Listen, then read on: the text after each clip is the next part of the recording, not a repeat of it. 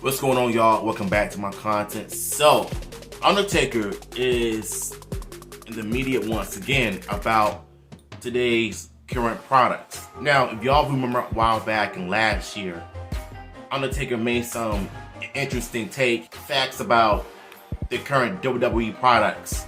Because when you look at today's WWE product, you don't see the same action like it was when the Ruthless Aggression era and the Attitude era. It feels like you're watching a kid show. No cursing, no swearing. They do curse sometimes, but it's not like on the Ruthless Aggression level or the Attitude era level. So to me, I feel like what Undertaker is saying is true. And somehow wrestlers and smarks all over the world cannot take criticism when they hear it. When a wrestler and a legend like Undertaker is giving constructive criticism, people assume that he's hating on younger wrestlers. He's not. He's just trying to give them advice of how to be more hungry and passionate about it. But you can't tell this generation nothing. Not today, not now, not even ever. So when it comes to this article, one of AEW's wrestlers poked fun at The Undertaker for his gift comments. I can't wait to get into this article, so let's get to it. The Undertaker recently spoke with the True Majority podcast about the evolution of the wrestling business. He praised the fact that there are now protocols in place in terms of injuries and the future Hall of Famers, made it clear that wasn't always the case in the past. Fortunately, our business has evolved. Now we have trainers and we have doctors that travel with us.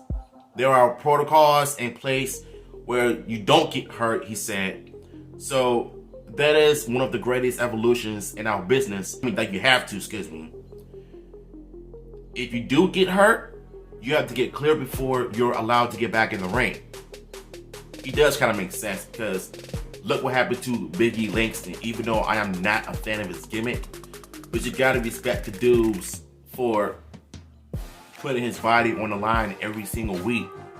You know, it's not easy being in the wrestling entertainment industry because you're traveling every single weekend, months, dates, years, like etc. Like you barely have time to stay home and take care of your kids, your family, and your wife. You're always on the road traveling to every single Raw or SmackDown or any other pay-per-view. It kind of makes sense. You know, today you have a whole hell of a doctors and, trainers and nurses just to make sure not one of them were hurt. So let's continue on. Whereas earlier on, you didn't tell anybody that you weren't hurt because you didn't want to take any time off because you didn't want to get paid. I think this is what Undertaker had to say. Whereas earlier on, you didn't tell anybody that you were hurt because you didn't want to take any time off because you didn't want not to get paid. It's a bloody vicious cycle. You're out there working hurt, and when you're working hurt, you try to protect one thing. You're going to end up hurting someone else. That sounds like Nia Jax. Because sometimes I think when people are tone deaf, they don't want to admit accountability. They think what they're doing with their careers is appropriate, but the world sees it as inappropriate. Because in the wrestling business, you want to make sure that you're protecting that person. When it comes to Nia Jax, I just feel like sometimes she doesn't get it, and as tone deaf, she doesn't even admit that her almost killing her opponents in the ring is twice as dangerous. Like it's all about taking accountability, but I just feel like the majority of these people do not want to take accountability. Like it's not that hard to do.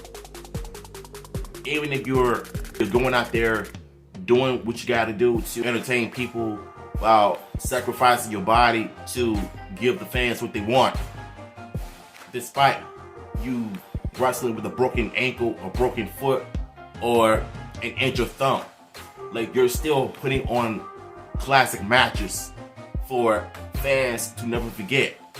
Hell, even, wrestlers would tell you the exact same thing. Let's continue on. He also spoke about the current product. Here we go.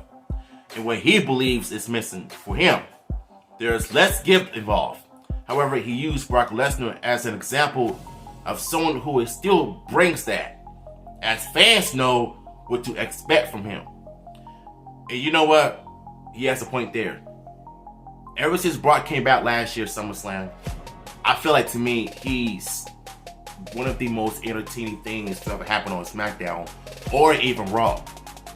But I think on SmackDown, he's more loved there, because his character really got off the start. And though he did have some bad bookings according to Vince McMahon, that's literally, how the business is nowadays. I mean, we can complain all we want, but ain't nothing we can do. But when it comes to Brock Lesnar, I feel like he makes the best out of everything. Whether you give him bad bookings or good bookings, like, the guy is literally the closest thing that we have right now on SmackDown. And so is Roman Reigns. Hell, Undertaker even praised both Lesnar and Reigns as characters in today's products, because it draws the crowd. Like, it draws in numbers. Like, it gets people interesting. It gets people, want to tune in every single Friday night when it comes to Reigns and Lesnar. Edge, on the other hand, as a heel, the new heel, at least he is giving the fans something to look for every single week. Because you see my reaction to his official heel promo. That's a step into the right direction with this gimmick.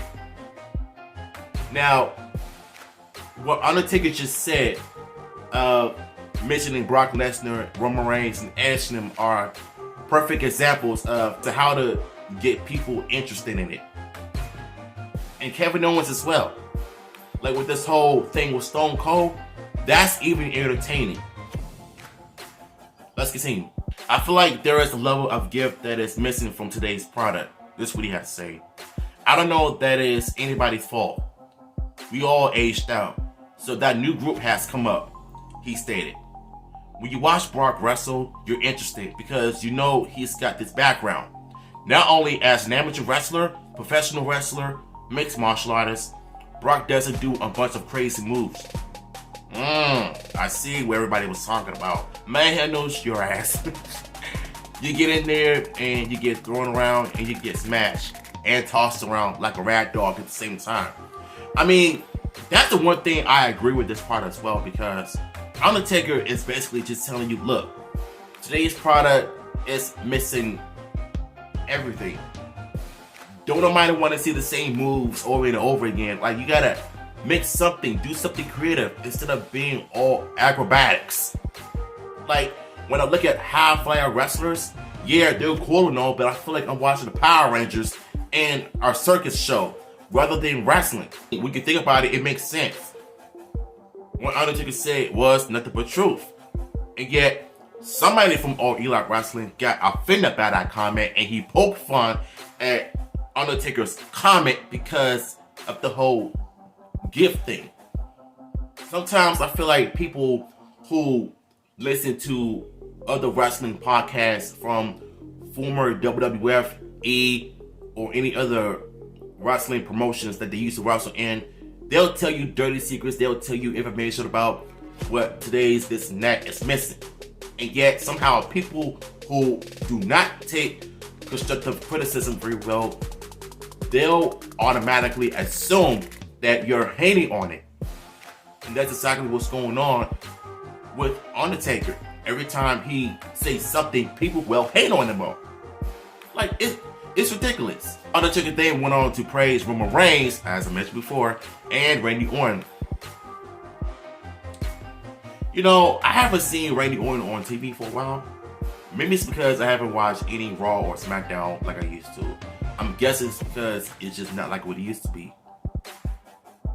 So I would rather just like watch like highlights on YouTube, which has the most views than they do on TV. Undertaker went on to praise Roman Reigns and Randy Orton for also having that style. Although he also thinks that talent nowadays comes from a superhero era. Oh man. Look. The superhero era. Like Superman, Batman, X-Men, the Power Rangers. And when you look at the New Day, all you see is them just being fanboys of franchises like the Mighty Morphin Power Rangers, Ninja Turtles, X-Men, Dragon Ball Z. It's like, am I watching Comic-Con's version of wrestling, or am I looking at an actual wrestling program? Like, what am I watching? Sometimes the New Day are one of those groups where it's hard to take them seriously because of their fruity gimmick, and I just don't find them funny. Hell, Kofi Kingston was a lot better before he teamed up with Big E and Xavier Woods. Look, I'm not going to get into that. That's a whole new video for another time. But getting back to what I was saying, when he mentioned something about, you know, wrestlers coming from superhero era, it makes sense. You don't see them being true to themselves. They're basing off of any character from any franchise like Marvel or DC. I mean, if you want to do that on a Halloween special. Just saying. Roman has a little bit of that to him. When he wants to, Randy has that to him. When he wants to, he added. But a lot of younger talents, it's the evolution of that comic book era, the superhero era. I think that's what their motivations, and that's what their inspiration is. And they didn't have to come out and bust heads in bars and figure out how they're going to eat and things like that. Yeah. I'm guessing what he's actually saying is that no matter how many times you see a new wrestler come from a different wrestling program or any other background, there are going to be those who trash your wrestling skills and trash your product because you're not giving the fans something that they want. What you're giving them is bogus products that don't even make us laugh. But those are Undertaker's opinions, and he has every right to give criticism to this current product. But at the end of the day, you know, all you can do is just try to understand where the man is coming from, because he is spot on so many things. I just wish the world could just see that instead of just being in this fantasy bubble and being in this delusional world, to not understand the mindset of the reality of the products. Maybe if you were to try to improve of those products, then maybe, just maybe, you would be a better wrestling company. So let's continue. This is a good article. Like I said, Mark Calloway is right on so many things. And like I said, wrestlers, new and old, can just stop getting mad at Undertaker for giving criticism and getting mad at the fact that he's right on so many things. If y'all remember last year when he sparked not so controversial comments about the current product, Xavier Woods, John Cena, Roman Reigns, everybody else, they got mad at him for speaking the truth. I mean, at least he, you know, Mark Calloway appreciates and admires the Roman Reigns heel gimmick and the Brock Lesnar, Edge, and Kevin Owens gimmicks. Like, heels are probably the best thing to ever happen in WWE right now, because I feel like you're getting the best out of them. They cut good promos. They know how to give the fans what they want. And somehow, if you could just continue on that route, you're giving people something to think about. You know what I'm saying? Like, I'm still getting that 2K22 game. Mark my words. If I had money to go to GameStop, you know, I'll probably see if they actually have it or not, because I want that game. And if they try to say that I could just get 2K20 instead, I'm rolling out. So yeah, y'all enjoyed this video. Let me know in the comments down below if you want the article down there as well. So, we're in the chat.